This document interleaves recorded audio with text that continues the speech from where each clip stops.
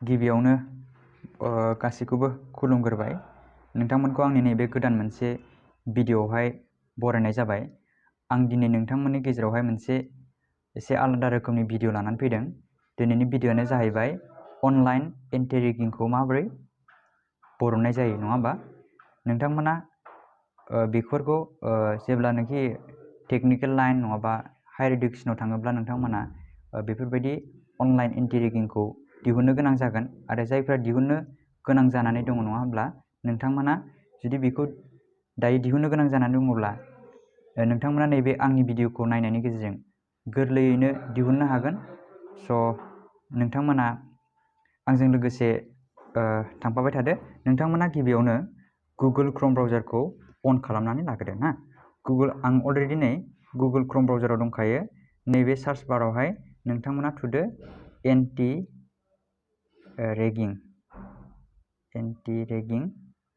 Anti रेगिं होननानै search खालामना होबानो जाबाय। जुदि एन्टि रेगिं सार्च खालामो अब्ला नोंथांमोना फार्स्टआवनो नैबे एन्टि रेगिंआव थुना होदो ना। एन्टि रेगिंआव थुयोब्ला नैबेयावहाय बेबायदि फर्म ओंखारगोन ना। बिदि फर्म ओंखारोब्ला नोंथांमोना थांदो, नैबे एन्टि रेगिं ओंखारबायना।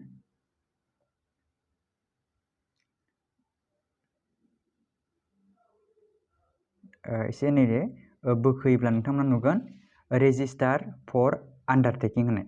बे रेजिस्टार फर आन्डारटेकिंआवहाय ओरै क्लिक खालामना होदो।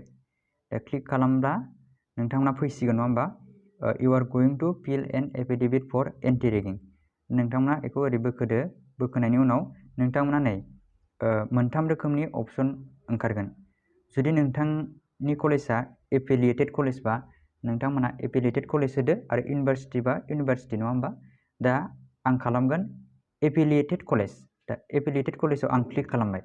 क्लिक खालामखांनायनि उनावहाय दा नोंथांमोना बेखौ एसे बोखोदो। बोखैबा फैसिगोन स्टुडेन्ट डिटेल्स, नङा होमबा?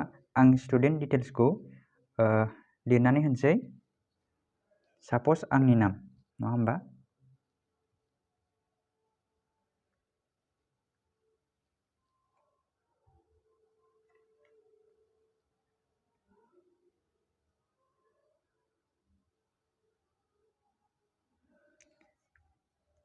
नोंथांमोना गिबियाव फार्स्ट नेमखौ होग्रोनांगोन।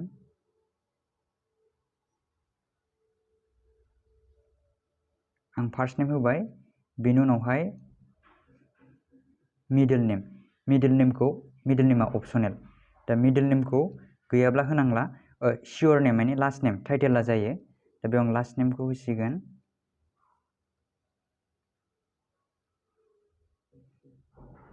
आं अलरेडि होबाय। नोंथांमोना नैबेयावहाय mobile number, email ID, city गासैखौबो सेलेक्ट खालामग्रोजोबदो। ओमफ्राय सेलेक्ट खालामदो। दा आङो बेखौहाय माबासिगोन, फिलआप खालामसिगोन। नोंथांमोनाबो फिलआप खालामदो। लोगोफोर, दायो आङो फिलआप खालामजोब्बाय। नोंथांमोना नैबे फार्स्ट नेम बेखौ होदो। मिडल नेमाथ' अपसनेल जाहैबाय, दंबा होदो। सियर नेम, टाइटेल, ओमफ्राय mobile number, email, gender, city, state, nationality, नङा होमबा? ओमफ्राय नैबेयाव दायो पेरेन्ट एबा गार्जेन्सनि डिटेल्स। ओमफ्राय नोंथांमोना बेवहाय मोजाङै होबानो जाबाय दै। बेखौ होजोबदो, एड्रेसखौ होदो। ओमफ्राय कलेजनि ना, कलेजआ नोंना बबे स्टेटआव गोलैयोना बेखौ होदो। ओमफ्राय सेलेक्ट खालामदो। नैबेयाव सेलेक्ट खालामबानो मोनखागोन नोंसोरो। कलेज नेमाव नैबेयाव सेलेक्ट खालामदो। खालामनानै सेलेक्ट खालामबानो नै डिटेल्स फैजोबखागोन।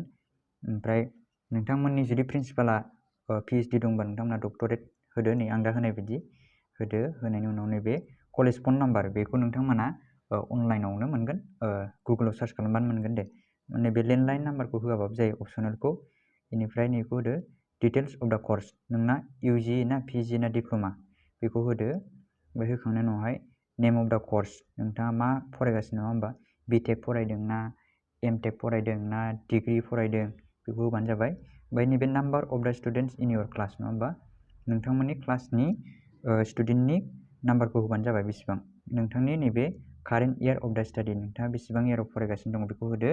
बेनिफ्राय नैबे nearest police station to your college बेखौ होदो। होखांनायनि उनावहाय नैबेखौ नोंथांमोना क्लिक होजोबदो। क्लिक होखांनायनि उनावहाय नैबेखौ न' होबानो जाबाय, न' होदो। ओमफ्राय नैबे नेशनेल एन्टि रेगिं हेल्पलाइन नाम्बार, बे नैबे एसे गोजौआवनो दङ। आं नोंथांमोननो खिथाफिननि, नैबेखौ नुदोंना? नैबेयाव दं नै 1800, नैबेखौ नोंथांमोना होदो। होखांनायनि उनावहाय डास रेगिं हेपेन इन योर कलेज, दाथ' न'खौनो होना हो। ओमफ्राय नैबेखौ क्लिक खालामनानै जुदि जाबायबा नोंथांमोना दायो साबमिट फर्म होदो। साबमिट फर्म दै, मोजाङै नायनानै साबमिट फर्म होबानो जाबाय। आं दा नै साबमिट फर्म होबाय।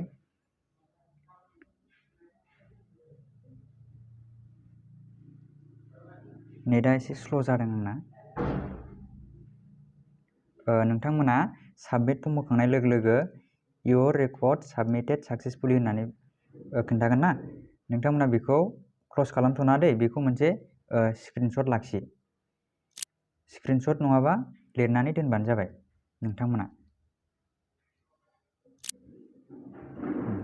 दायो नोंथांमोना बेखौ क्लस खालामफिनदो, नैबेखौ बेगाव लांनानै क्लस खालामफिनदो। क्लस खालामखांनायनि उनावहाय नोंथांमोना दायो क्रोम ब्राउजारावनो फैफिनदो। नोंथांमोना दायो गुगोल क्रोम ब्राउजाराव फैनानै एन्टि रेगिं सार्च खालामदो। होमबा नैबे नुदोंना, एन्टि रेगिं होबानो जाबाय। दा एन्टि रेगिं होयोब्ला नोंथांमोना एसे बोखोयोब्ला नुगोन, बोखोबाव नोंथांमोना बोखोयोब्ला नै गेट योर आन्डारटेकिं डकुमेन्ट, बेवहाय नोंथांमोना क्लिक खालामना हो। क्लिक खालामोब्ला नैबेवहाय रेफारेन्स नाम्बार फैगोन। बे रेफारेन्स नाम्बारखौ नुदोंना? आं दहाय नोंथांमोनखौ स्क्रिनशट लानो खिथादोंना, बेवहाय नोंथांमोना रेफारेन्स नाम्बार मोनगोन, ओमफ्राय इमेल आइडि होनांगोन। रेफारेन्स नाम्बार, इमेल आइडि, ओमफ्राय मबाइल नाम्बार होबानो नोंथांमोना नोंथांमोननि जि एप्लाइ खालामदों बेखौ मोनगोन। दा आं रेफारेन्स नाम्बारखौ होनोसै। नोंथांमोना रेफारेन्स नाम्बार, इमेल आइडि, ओमफ्राय मबाइल नाम्बार होखांनायनि उनावहाय नैबे साबमिट बुटन नुदोंना, नैबे साबमिटआव क्लिक खालामदो। साबमिटआव क्लिक खालामबा नैबेयाव नायदो डाउनलड नुदोंना, डाउनलडआव होदो। डाउनलडआव होबानो नोंथांमोना नोंथांमोननि एन्टि रेगिं फर्मखौ नुनो हागोन आरो। दा डाउनलड होबायबा नोंथांमोना नुसिगोन। नोंथांमोना नोंथांमोननि डाउनलड्सआव फैदो, फाइलाव फैनानै होमबा नोंथांमोना नुसिगोन आरो। दा आंना जाबाय नै, नैबेनो एन्टि रेगिं फर्मआ, एन्टि रेगिं फर्मनि बेनो आरो एन्टि रेगिं फर्मआ। ओमफ्राय नोंथांमोना नैबेयावहाय सिगनेचारफोरखौ होनानै नोंथांमोना होमबानो कलेजाव जमा होनो हागोन आरो। दा बेखिनियानोमोन भिडिअ'आ। आसा खालामो नोंथांमोना आंनि भिडिअ'खौ मोजां मोनदों आरो गोरलैयैनो बुजिदों होननानै। जुदि माबाफोर नोंथांमोना डाउट दङब्ला आंनि गेजेरावहाय कमेन्टनि गेजेरजों कमेन्टआव सोंहरनो हागोन, आरो नङाबा डिसक्रिपसनाव आंनि इमेल आइडि दं, इमेल आइडियाव होनानै नोंथांमोना आंजों कन्टेक्ट खालामनो हादों। स' थेंक इउ फर वाचिं। दिनैनि भिडिअ'आ बेखिनियानोमोन। Thank you.